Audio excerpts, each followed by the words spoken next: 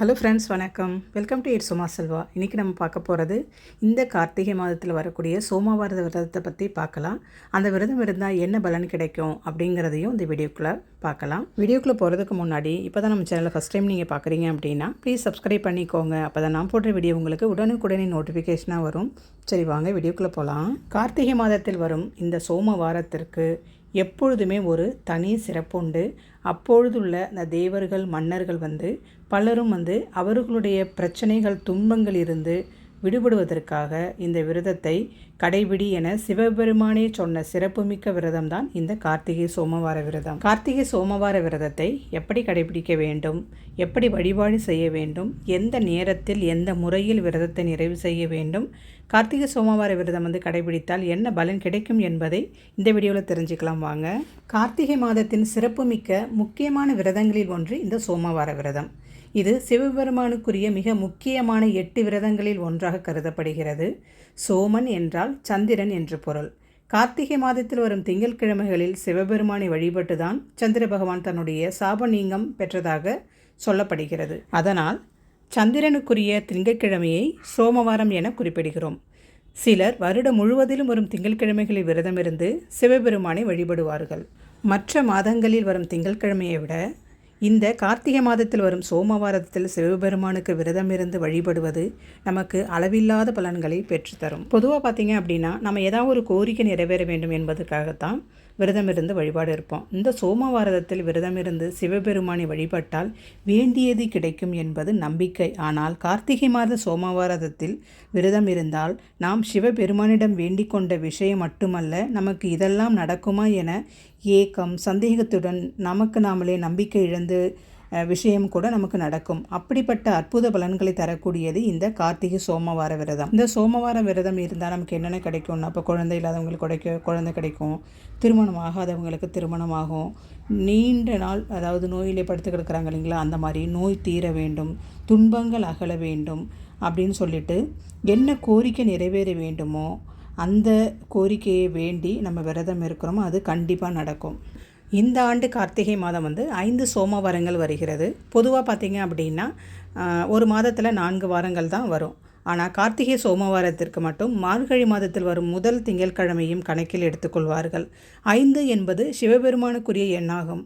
பஞ்சபூதங்களின் வடிவமாகவும் பஞ்சாட்சரனாக இருக்கக்கூடியவர் சிவபெருமான் என்பதால் அவருக்கு 5 வாரங்கள் விரதமிருந்து வழிபட வேண்டும். இந்த ஆண்டு முதல் கார்த்திகை சோமவார விரதம் நவம்பர் 18ஆம் தேதி முடிஞ்சிட்டது. இப்போ 2வது சோமவார விரதம் நாளைக்கு நவம்பர் 25ஆம் தேதி வருது. அடுத்து 3வது சோமவார விரதம் டிசம்பர் 2ஆம் தேதியும், 4வது சோமவார விரதம் டிசம்பர் 9ஆம் தேதியும், கடைசி சோமவாரம் டிசம்பர் 16ஆம் தேதியும் மார்கழி முதல் தேதி அன்னைக்கு அந்த திங்கட்கிழமை அன்னைக்கு வந்துடுது. இப்போது நமக்கெல்லாம் இந்த சோமவார விரதம் இருக்கணும், அதனால் ஃபஸ்ட்டு வாரம் தவற விட்டுட்டோம், 2வது வாரமும் இருக்க முடியல அப்படின்னா கூட கடைசி வாரம் இருக்கு இல்லைங்களா, அந்த மார்கழி மாதத்தில் வரக்கூடிய அந்த சோமவார விரதத்தை நம்ம கடைபிடித்தோம் அப்படின்னா இந்த 4 வாரத்தில் இருக்கக்கூடிய பலன் இந்த கடைசி வாரத்தில் நம்ம ஒரு நாள் விரதம் இருந்து அந்த முழு பலனையும் நாம் பெறலாம். இந்த சோமவார விரதத்தின் பொழுது எல்லா சிவாலயங்களிலும் பார்த்திங்க அப்படின்னா இந்த சங்காபிஷேகம் நடக்கும். அந்த சோமவாரத்தின் பொழுது ஒவ்வொரு வாரமும் சில பேர் ஃபஸ்ட்டு வாரமே பண்ணிவிடுவாங்க, சில பேர் ஒவ்வொரு வாரமும் வரக்கூடிய திங்கட்கிழமை அன்றைக்கும் பண்ணுவாங்க.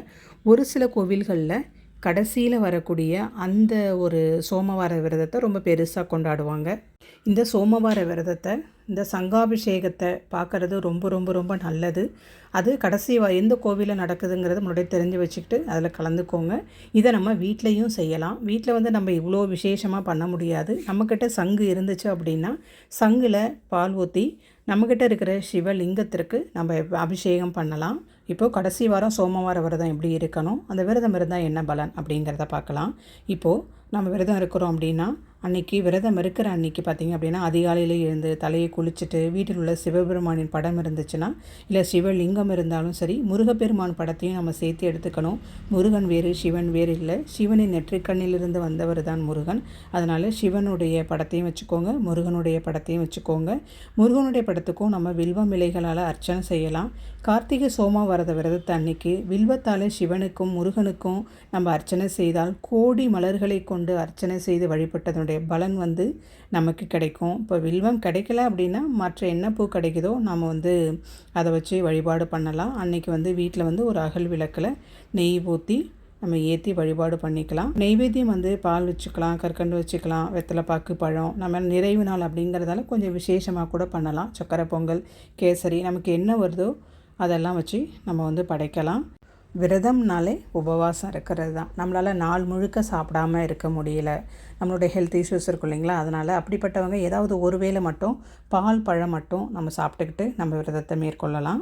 அன்னைக்கு விரதத்தின் பொழுது சிவபுராணம், கோளாறு பதிகம், சிவ மந்திரங்கள், கந்தசஷ்டி கவசம், கந்தர் அலங்காரம், திருப்புகழ் போன்ற மந்திரங்களை ஏதாவது ஒன்று நம்ம படிக்கலாம். சாயங்காலம் 6 மணிக்கு மேலே மீண்டும் வீட்டில் வந்து விளக்கேற்றி நம்ம வழிபாடு பண்ணணும். அன்றைய தினம் வந்து ஷட்கோணம் கோலம் போட்டு சிவபெருமானை மனதார வழிபட்ட பிறகு விரதத்தை நிறைவு செய்து கொள்ளலாம். எளிமையாக பால் பழம் சாப்பிட்டோம், நைவேத்தியமாக படைத்தோம், நம்ம வழிபாட்டை வந்து சிறப்பாக முடிச்சுக்கலாம். இல்லை கடைசி வாரம் அப்படிங்கிறதால ஒரு சிலர் வந்துட்டு ரொம்ப தடபுடலாக வடை, பாயாசம், நம்மளால் என்னென்ன செய்ய முடியுமோ பதார்த்தங்கள் நம்மளுடைய உடம்பை பொறுத்து தான் இருக்குது. அத்தனையும் செஞ்சும் வழிபாடு பண்ணலாம். எல்லாமே நம்மளுடைய உடல்நிலை பொறுத்து தான். சிம்பிளாகவும் செஞ்சு வழிபாடை முடிச்சிக்கலாம். இந்த மாதிரி தான் சோமவார விரதத்தை நிறைவு செஞ்சுக்கணும். இந்த மாதிரி தான் சோமவாரம் விரதம் இருந்து நிறைவு செய்யணும். எனக்கு தெரிஞ்ச விஷயத்தை நான் உங்களோட ஷேர் பண்ணிக்கிட்டேன். இந்த வீடியோ உங்களுக்கு பிடிச்சிருந்துச்சுன்னா நம்ம சேனலை சப்ஸ்கிரைப் பண்ணி சப்போர்ட் பண்ணுங்கள். மீண்டும் ஒரு அடுத்த வீடியோவில் சந்திக்கலாம். அது வரைக்கும் இட்ஸ் உமா செல்வா. தேங்க்யூ.